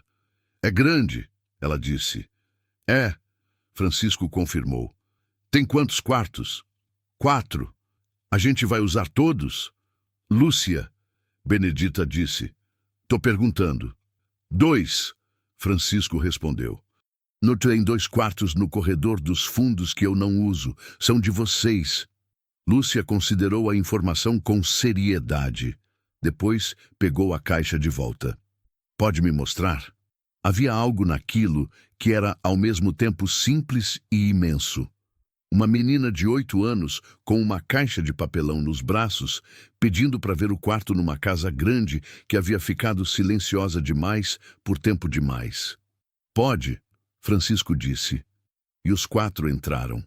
O impacto de Benedita na casa grande foi imediato e silencioso. Não foi uma transformação dramática. Ela não chegou reorganizando tudo de uma vez com fanfarra. Chegou olhando, passando a mão na prateleira para ver onde estava o pó, abrindo o armário, verificando o que havia. anotando numa folhinha de caderno com letra miúda as coisas que faltavam, as coisas que precisavam de conserto, as coisas que só precisavam de atenção. No primeiro dia, limpou a cozinha. No segundo, organizou a despensa, que estava num estado que ela não comentou em voz alta porque não era necessário, mas que Francisco viu no olhar dela quando ela abriu a porta e avaliou o interior. No terceiro dia, abriu as janelas da sala de jantar. Francisco estava passando pelo corredor quando ouviu o barulho. As janelas de madeira, pesadas, sendo empurradas para fora depois de meses fechadas. O sol entrou de uma vez, caindo na mesa coberta pelo pano velho, revelando a poeira que havia se acumulado nas dobras. Ele parou na porta. Benedita estava com o pano nas mãos, olhando para a sala com aquele olhar que avaliava e planejava ao mesmo tempo. Então percebeu Francisco na porta. "Faz tempo que essa sala não respira", ela disse. Ele ficou olhando. "A Teresa gostava dessa sala", ele disse, eventualmente. "Eu sei." Ela não havia perguntado sobre a Teresa, mas havia ouvido as histórias que circulavam na vila. E havia ouvido o que ele havia dito no delírio. E havia percebido as marcas que ficam quando uma mulher vive num lugar e depois vai embora. Ela que escolheu a mesa. Ela que escolheu tudo aqui dentro. Uma pausa.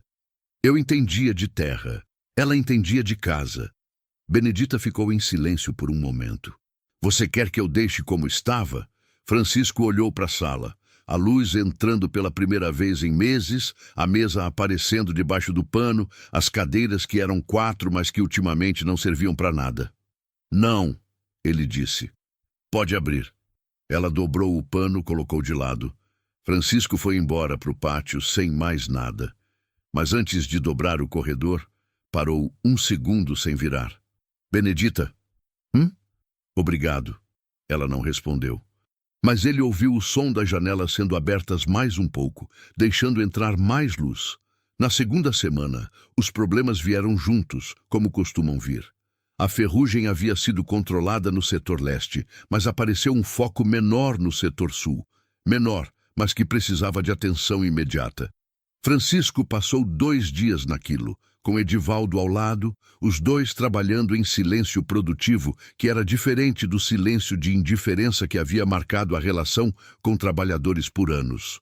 A chuva resolveu a decisão de parar um dia de colheita. Caiu forte na terça-feira, uma chuva de temporal que encheu o açude e alagou a estradinha que cortava a fazenda. Nesse dia, ninguém foi para a lavoura. Francisco ficou na varanda da casa grande, de frente para o pátio que a chuva transformava em lama, e pela primeira vez em muito tempo não sentiu aquela angústia de dia parado. Sentiu apenas o dia parado, com a chuva, com o cheiro de terra molhada, com o barulho da água no telhado. Jonas apareceu do lado sem fazer barulho, sentou no degrau com ele. Ficaram os dois olhando a chuva.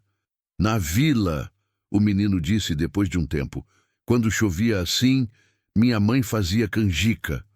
"Gosta de canjica?" "Adoro." Francisco chamou para dentro. "Maura!" ele disse quando chegou na cozinha, onde a cozinheira descascava a mandioca. "Tem milho verde?" Maura o olhou com aquela expressão de quem está surpreso, mas não vai dizer isso. "Tem. Umas espigas lá no quintal. Faz canjica." Ela ficou um segundo parada. Canjica. Isso. Ela não disse mais nada. Foi buscar o milho. Jonas ficou na cozinha acompanhando o processo com interesse genuíno, fazendo perguntas que Maura respondia com uma paciência que Francisco não havia visto ela ter com adulto em nenhum momento. Com criança era diferente. Com criança, ela era outra pessoa. Lúcia apareceu do quarto atraída pelo cheiro. Se instalou na cadeira menor da cozinha, como se sempre tivesse sido dela. Benedita estava reorganizando a despensa e entrou na cozinha para pegar uma coisa. Olhou para o marido sentado na cabeceira da mesa. Olhou para Jonas, para Lúcia, para Maura mexendo o tacho. Ficou parada por um segundo. Francisco a viu olhando. Não disseram nada, Mas havia algo naquele silêncio de cozinha cheia durante chuva de tarde que era diferente de qualquer silêncio que aquela casa havia guardado nos últimos 6 anos. Era um silêncio cheio. E havia uma diferença enorme. Francisco estava aprendendo isso, entre silêncio vazio e silêncio cheio. Foi no final daquela semana que o contratante de Belém ligou. Francisco estava no pátio quando o celular tocou. Viu o número, atendeu. A conversa foi curta e não foi boa.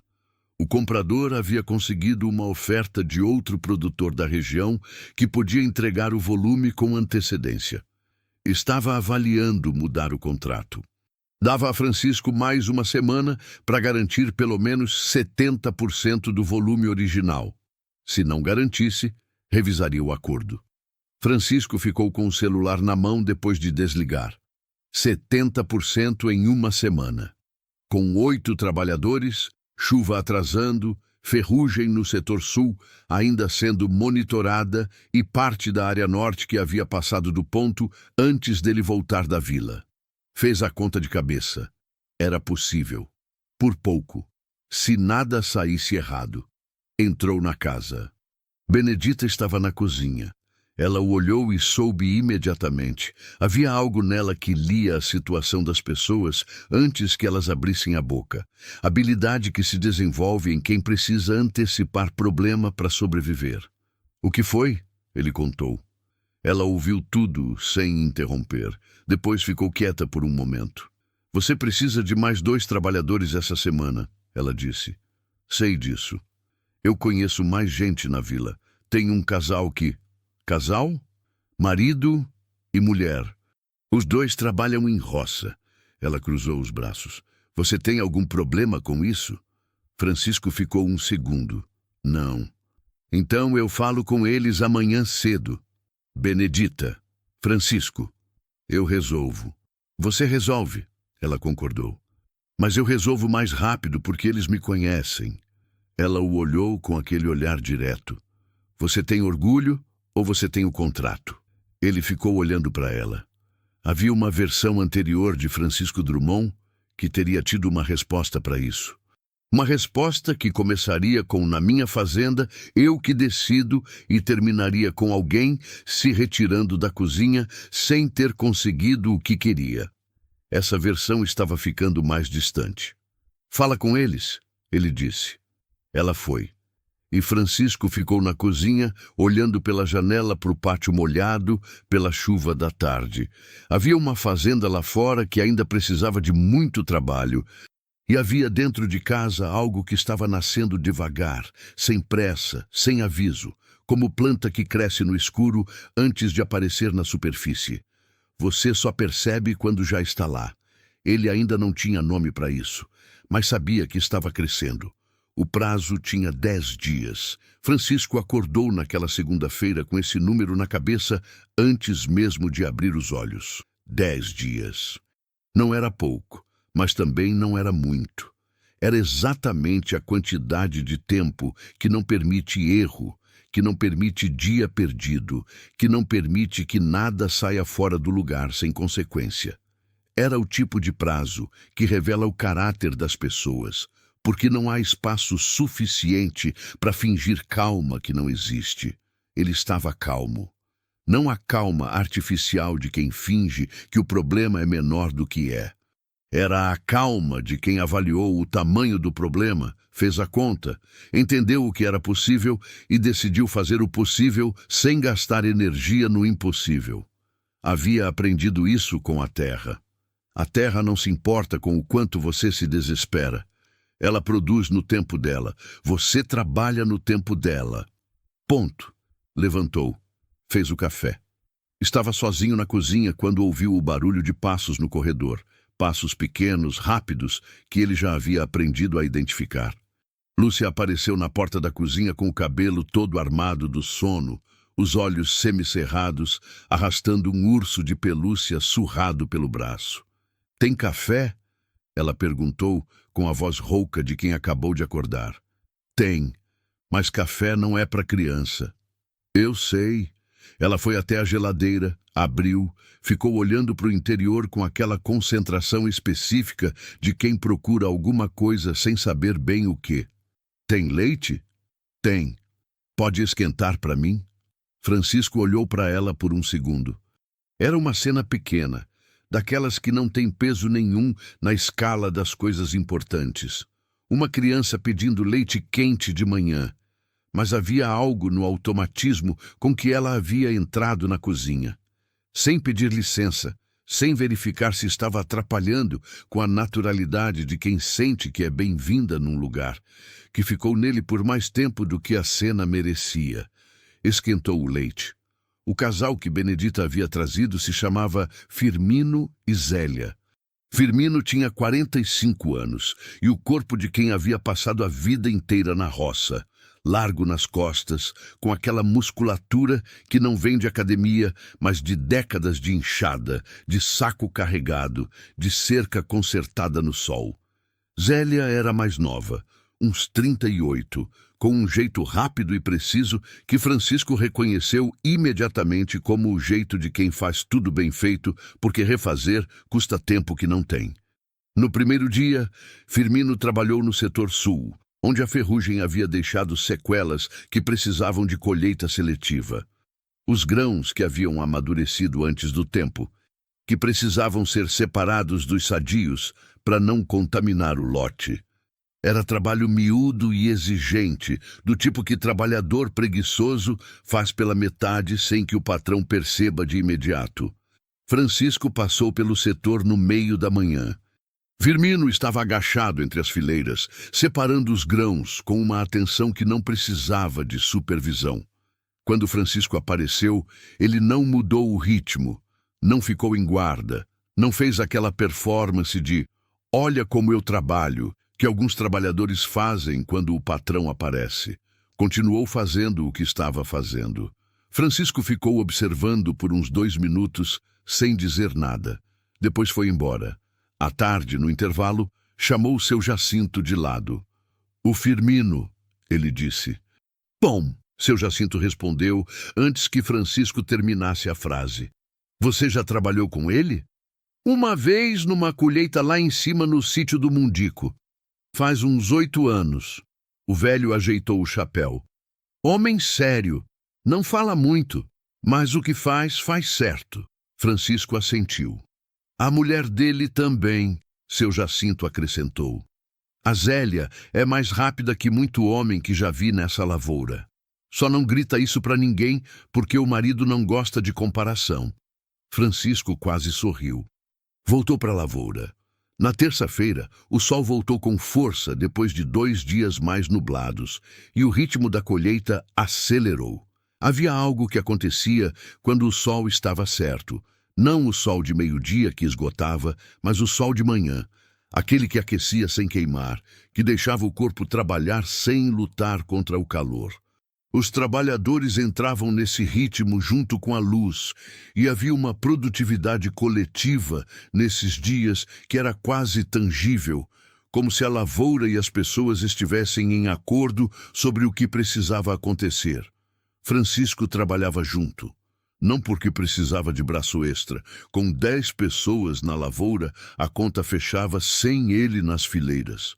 Mas havia descoberto, nessas semanas, que a fazenda era um lugar diferente quando ele estava dentro dela, trabalhando junto e não apenas supervisionando de fora. As conversas mudavam. A tensão que havia no ar quando ele aparecia inspecionando, aquela tensão específica de subordinado esperando crítica, havia diminuído. Não havia desaparecido. Mudança assim não vem em semanas, mas havia diminuído. Edivaldo, parafuso, foi o primeiro a fazer uma piada na presença de Francisco. Foi uma piada pequena, sobre o peso de uma saca que havia chegado mal amarrada e se aberto no meio do carregamento, grãos espalhando pelo chão da terra vermelha.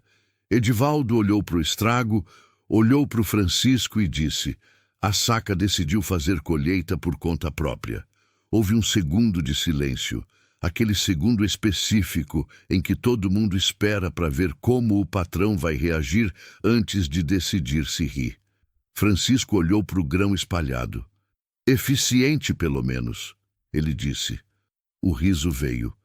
Não foi gargalhada, foi aquele riso curto e aliviado de quem descobre que o ambiente permite mais do que pensava.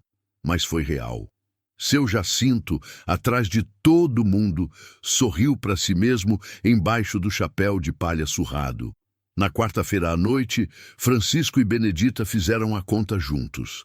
Ela havia se instalado naturalmente nesse papel. Não o papel que ele havia descrito na varanda do casebre, de organizadora de casa, mas algo maior que isso, que havia crescido conforme os dias passaram. Ela acompanhava os números, entendia a lógica da colheita, sabia quanto precisava entrar por dia para fechar o contrato. Não havia sido ensinada por ele. Havia aprendido perguntando, observando, conectando os pontos com aquela inteligência prática que não precisava de escola para funcionar. Sentaram na mesa da cozinha com um caderno e os registros do dia. 63 sacas essa semana, ela disse, o lápis na mão. Com o que tinha antes, são 112 no total. Preciso de 140 para fechar 70% do contrato. Faltam 28. Em 6 dias. Ela fez a conta rapidamente. Quase 5 sacas por dia. Com 10 pessoas na lavoura. É possível, ele disse, se não chover. A previsão é de sol até sábado. Sei. Ele olhou para o caderno. E se o comprador resolver que 70% não é suficiente? Benedita pousou o lápis. Você já conversou com ele sobre isso? Ele foi claro que era o mínimo. Mínimo não é suficiente para ele ou não é suficiente para você? Francisco a olhou. Havia algo nessa pergunta que ele precisou mastigar antes de responder. Para ele, o mínimo fecha o contrato desse ano. Uma pausa. Para mim, o mínimo não paga o custo fixo do próximo trimestre. Quanto falta para o que você precisaria de verdade? Umas 30 sacas além das 140. Silêncio. Benedita ficou olhando para o caderno por um momento. Depois olhou para a janela. A noite lá fora estava quieta. Grilos, o som do vento na folhagem do eucalipto que ficava perto da cerca. Tem a área lá do lado do açude, ela disse eventualmente. Você nunca falou dela. Ele ficou quieto. Os pés de lá são mais velhos, ela continuou. Vi quando fui buscar água anteontem. Estão carregados. Por que não foram colhidos ainda? Francisco ficou olhando para o caderno por um momento que era mais longo do que a pergunta exigia. É a área que a Teresa plantou, ele disse. Os primeiros anos aqui ela fazia questão de plantar junto. Uma pausa. Aqueles pés são os que ela escolheu, os que ela cuidou nos primeiros anos. Silêncio. Benedita não disse nada por um tempo. Não era o silêncio de quem não tem o que dizer. Era o silêncio de quem entende o peso do que foi dito e respeita esse peso antes de responder. Você nunca colheu de lá? Nunca. Ele ergueu os olhos do caderno. Pareceu errado. Ela o olhou com atenção. Errado como? Como mexer em coisa que não devia ser mexida.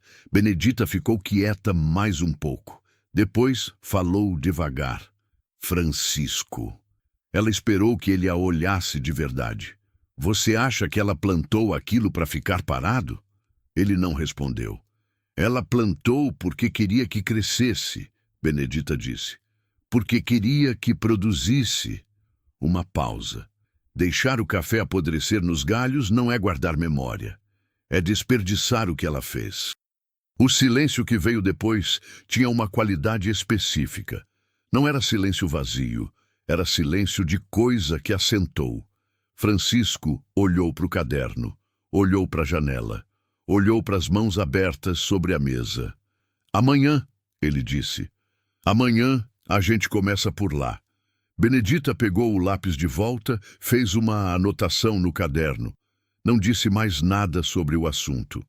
Mas havia, no gesto simples de anotar, como quem registra a decisão tomada, coisa que vai acontecer, capítulo que avança, uma gentileza que Francisco sentiu sem conseguir descrever. Na manhã seguinte, ele foi até a área do açude antes de qualquer trabalhador chegar. sozinho. Precisava ir sozinho. A área ficava num declive suave que descia até a beira da água, protegida por uma renque de engás que a Teresa havia mandado plantar como quebra-vento.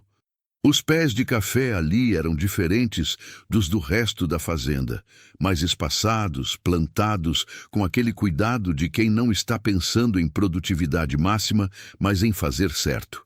A Teresa havia lido sobre espaçamento ideal numa revista de agricultura que ela assinava e que chegava com 1 mês de atraso pelo correio, mas que ela lia inteira, sublinhava, guardava numa caixinha de madeira que ainda estava na prateleira do quarto. Francisco parou no meio da área. Os pés estavam carregados. Benedita havia visto certo. Os grãos vermelhos pesavam os galhos, alguns já no limite do ponto, precisando de colheita urgente ou começariam a cair. Havia uma fartura ali que contrastava com o abandono. Um abandono que não era descaso, mas luto mal resolvido, que às vezes se parece com descaso de tão difícil de distinguir. Ele ficou ali parado por um tempo que não mediu. Ouviu o açude, a água quieta, o coachar de um sapo no junco da beira, um pássaro que ele não identificou cantando de algum lugar nos engás. Pensou na Teresa, não do jeito que pensava normalmente. Aquela lembrança que vinha acompanhada de uma dor que ele havia aprendido a não sentir de frente, que chegava de viés, que ele empurrava para baixo da lida antes que tivesse tempo de subir. Pensou de frente. Deixou subir. Pensou na Teresa de joelhos aqui nessa terra, com a muda de café nas mãos, explicando para o agrônomo, que havia chamado de Marabá, por que queria aquele espaçamento específico, debatendo com uma convicção gentil que era característica dela. Nunca gritava, mas também nunca cedia quando sabia que estava certa. Pensou na forma como ela havia morrido, rápido demais, sem avisar. Sem que ele tivesse tido tempo de dizer o que devia ser dito. Aquilo que ele chamava no delírio da febre. Aquilo que havia ficado represado por 6 anos, porque não havia para quem dizer. Agachou, colocou a mão na terra debaixo de um dos pés. A terra ali era diferente, mais escura, mais trabalhada, com aquela umidade de fundo que a proximidade com o açude garantia. Terra boa, terra que havia sido cuidada. Devia ter vindo antes, ele disse em voz baixa, para ninguém e para ela ao mesmo tempo. Devia ter colhido isso antes. Uma pausa. Mas eu tô aqui agora. Ficou agachado por mais um momento. Depois se levantou.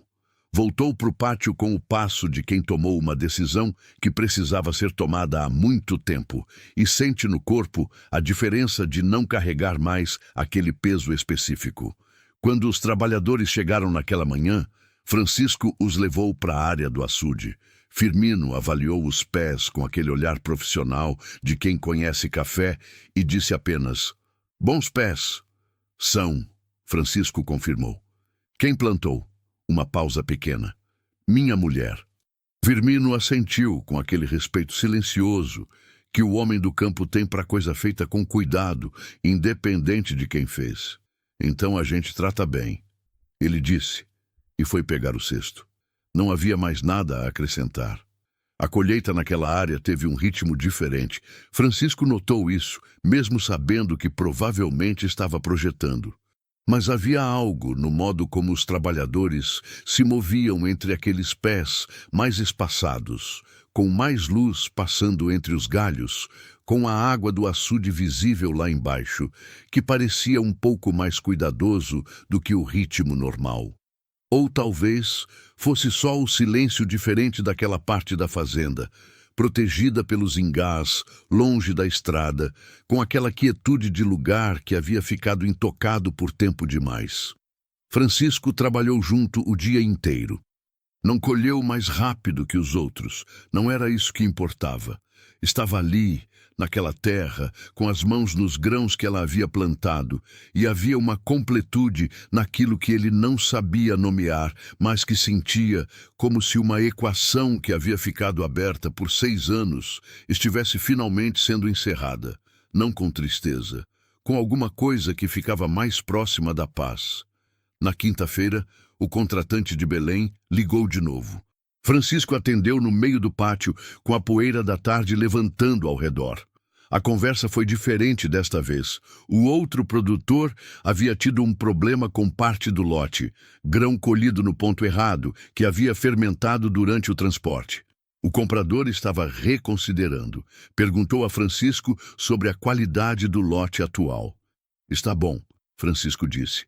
A área nova que abrimos essa semana é de pés velhos, grão encorpado. Posso mandar a amostra amanhã. Faz isso. E o volume? Uma pausa do outro lado. Me manda a amostra. A gente conversa sobre volume depois de ver a qualidade. Francisco desligou. Ficou olhando para o pátio por um momento. Havia uma possibilidade ali que não estava no cálculo de 2 dias atrás. Qualidade boa podia renegociar o que quantidade sozinha não renegociaria.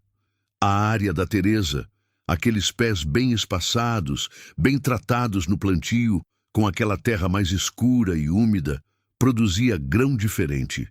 Isso ele sabia. Havia evitado esse conhecimento por 6 anos, mas o conhecimento estava lá. Entrou na casa, foi até a despensa, pegou os sacos de amostra que guardava para esse tipo de negociação. Benedita apareceu na porta da despensa. O comprador? Quer amostra? Do café de lá de baixo? Desse, sim. Ela ficou um segundo olhando para ele. É bom. Eu sei. Você sabe porque foi lá hoje e colheu junto. Não era pergunta, era observação. Fui, ele disse. Benedita não acrescentou nada.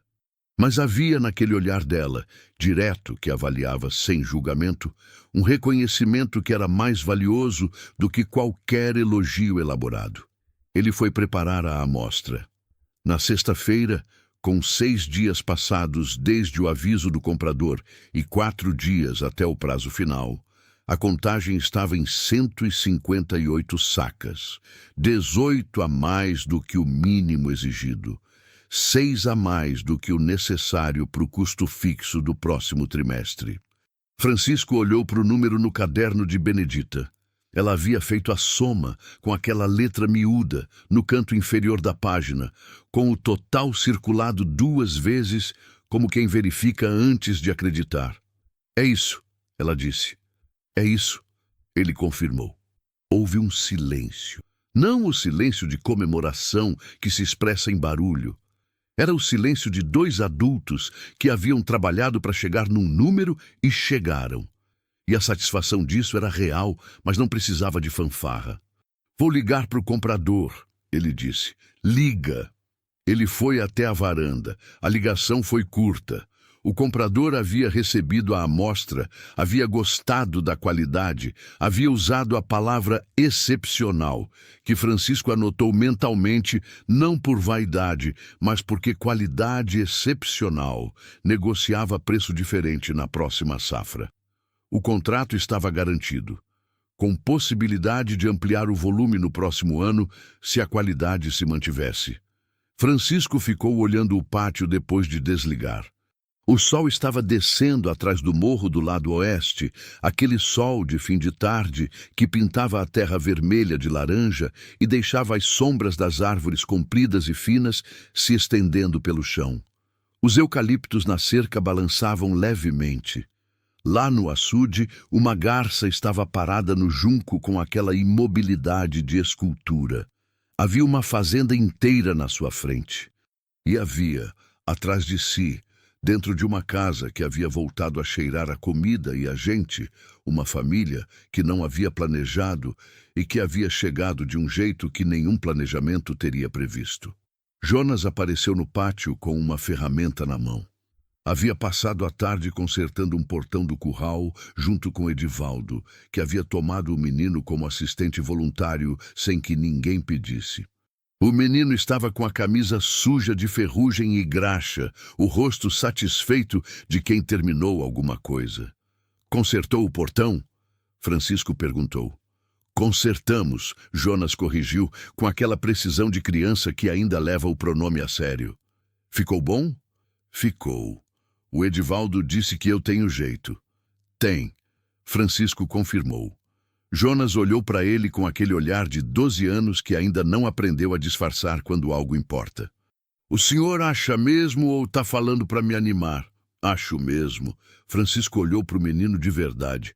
Homem que tem jeito para consertar coisa não fica sem trabalho. Nunca. Jonas ficou um segundo processando isso com aquela seriedade que era a marca dele. O Edivaldo disse a mesma coisa. Ele disse por fim: o Edivaldo é homem de palavra. Jonas assentiu. Guardou a ferramenta no galpão e foi para dentro, chamando a Lúcia para alguma coisa que Francisco não entendeu, mas que ela respondeu aos gritos de dentro da casa com uma animação desproporcional ao que quer que fosse. Francisco ficou olhando o pátio se escurecer devagar. Pensou no número no caderno de Benedita. Pensou na área do açude colhida pela primeira vez em 6 anos.